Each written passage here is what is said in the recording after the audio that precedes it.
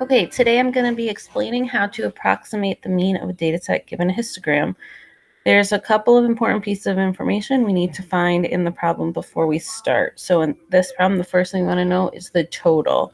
In this problem, there are 28 post office visits that we are comparing. So that is our total.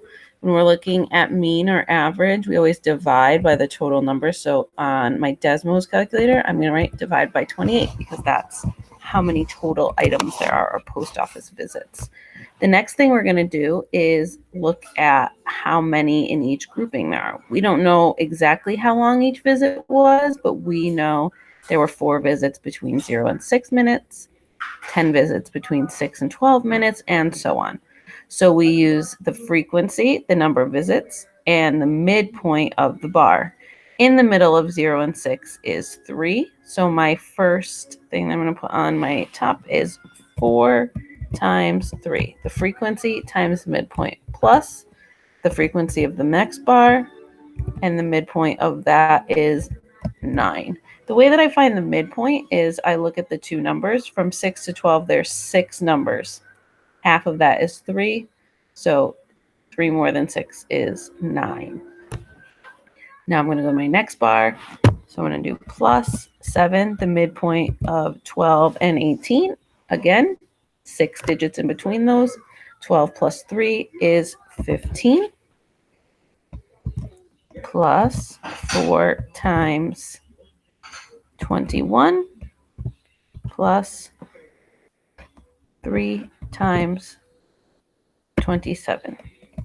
The other thing you might notice is that the midpoints always go up by the same number. So 3 plus 6 is 9, plus 6 is 15, plus 6 is 21, plus 6 is 27. And it's the same number that our bars are going up by, plus 6, plus 6, plus 6. It's just a nice, easy way to check your work.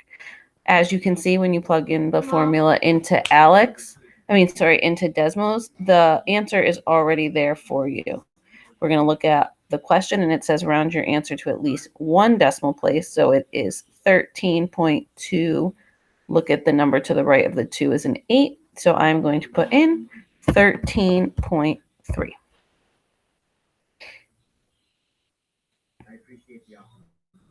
We'll do one more example.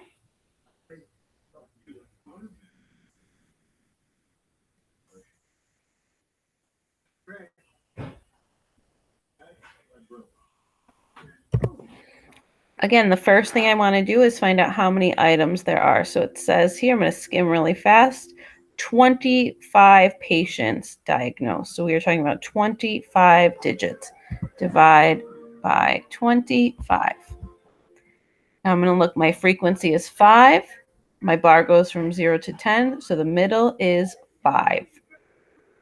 So 5 for the frequency, 5 for the midpoint, plus middle of 10 and 20 is 15. 9 times 15. Again, my bars are going up by tens, so my midpoints are also going to go up by tens. So plus 6 times 25 plus 4 times 35 plus 1 times 45.